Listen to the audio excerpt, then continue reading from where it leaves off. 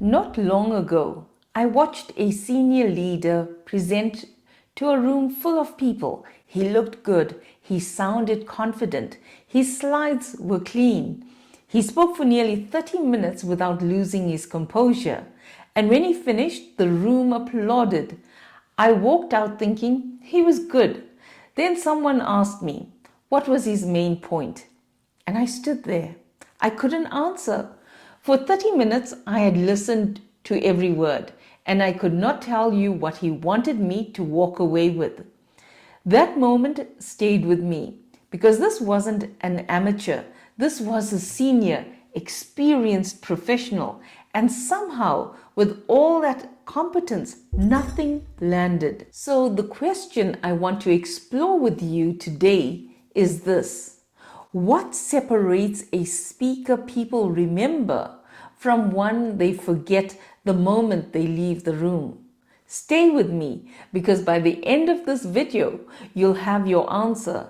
And if you're still here at the end, I'm going to show you something interesting about what just happened. So here's what I've observed after nearly 30 years working in corporate change and transformation. The meeting rooms are full of technically brilliant people, CEOs, senior leaders, subject matter experts, people who know their field deeply.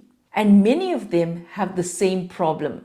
They speak at the level of what they know, instead of the level of what their audience needs. They bombard, they cover everything, they hit every point, and in trying to say it all, they land nothing. I know this trap personally.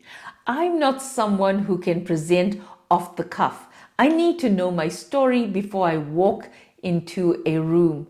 I need to know the one thing I want people to leave with. Without that thread, I lose myself in the telling. And storytelling, that's something I'm still working on, still getting better at.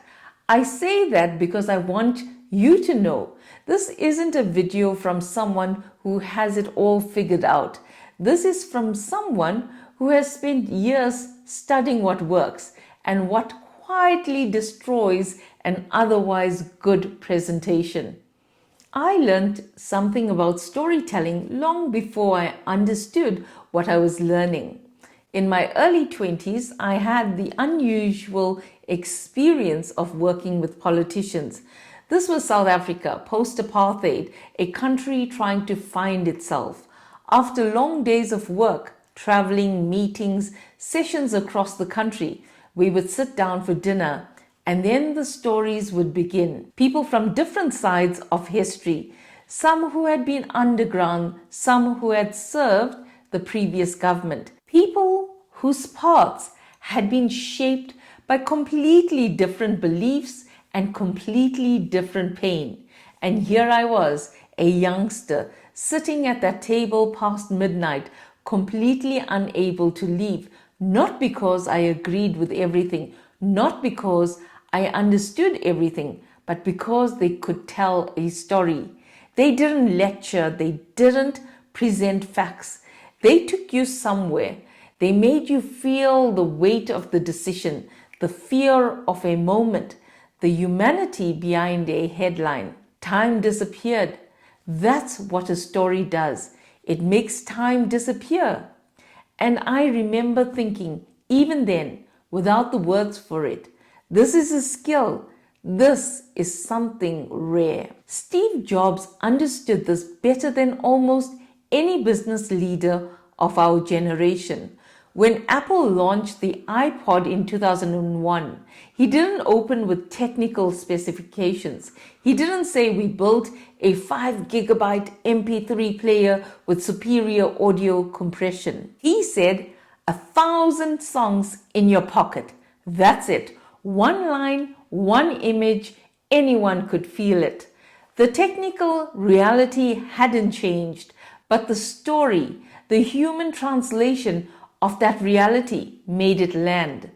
Jobs didn't just present products. He took audiences on a journey. He built tension. He withheld the reveal. He made you lean in. And when the moment came, it landed because he he had earned it. That's not charisma. That's architecture. That's a deliberate choice about how to structure what you want someone to feel and remember. And here's why this matters more than ever right now. We live in a world where AI can write your report, summarize your data, and answer almost any question in seconds. Information is no longer the advantage. What AI cannot do, what it will never fully replicate, is a human being who can walk into a room, tell a story, and capture the hearts and minds of the people in front of them. That is your edge. That is what makes you irreplaceable. In a world drowning in information, the professionals who will truly stand out are not the ones who know the most. They are the ones who can make people feel something. So how do you do this as a professional, not a performer? Here's what I've distilled. 5 things. 1. Know your one thing. Before you prepare a single slide, answer this question. What is the one thing I want this person to walk away knowing or feeling? Not 5 things, not 3, just 1. Everything else serves that one thing. If a point doesn't serve it, it doesn't belong in the room. 2. Lead with the human, not the technical. Translate before you speak. Ask yourself, if I had to explain this to someone at a dinner table, how would I say it? That version, the dinner table version, is usually closer to what your audience needs than the version in your head. 3. Use the pause. When nerves hit, and they will, your instinct is to fill the silence, to keep talking, to cover. Resist it. A 3-second pause after your most important point is not weakness, it's control. It gives the room time to feel what you just said. The pause is where meaning settles. 4. If you go blank, go back to your one thing. You don't need to remember everything. You need to remember one thing. That's your anchor. That's where you return when your thread breaks. For example, let me come back to the core of what I want to say. And you're back, calm, in control. 5. Your slides are an aid, not a document. PowerPoint is a tool, not a teleprompter, not a report. If your slides are covered in text and bullet points, your audience is reading, not listening.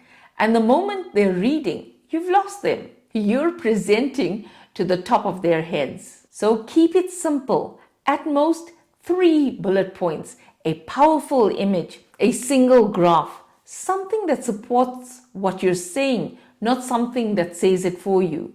If your slides can stand alone without you, you're not presenting. You're distributing a document. You are the presentation. The slides are just the backdrop. If you're still with me right now, I want to point something out. This video was about 10 minutes long. I didn't give you a list at the start. I didn't tell you upfront what the 5 points were. I didn't summarize and move on. I opened with a question I didn't answer. I told you a story from my 20s that seemed unrelated. I brought in Steve Jobs. I connected it to AI. I made you wait for the framework, and you stayed. Not because I'm a great presenter, but because that's what story does. It creates a small, quiet commitment in the listener. I want to see where this goes. That commitment, that's what your audience is waiting to give you. You just have to earn it. After nearly 30 years in corporate change and transformation, and my own very personal lesson in what happens when you push without pause, I've learned that sustainable performance isn't just about what you deliver, it's about what actually lands. Just a reminder, join me every Wednesday at 8 p.m. South African time for my midweek reboot live. We go deeper, we talk in real time, and you get to bring your questions into the room. So now I want to hear from you. Drop it in the comments below. What prevents you from being a compelling presenter? Maybe it's nerves, maybe it's losing your thread, maybe it's knowing your content but not knowing how to make it land. Or if you are a compelling presenter, share what works for you. What's the one thing that changed how you show up in a room? Let's share, let's learn, let's inspire each other, because the best insights in this community don't just come from me, they come from you. And always remember, you matter. I'll see you in the comments.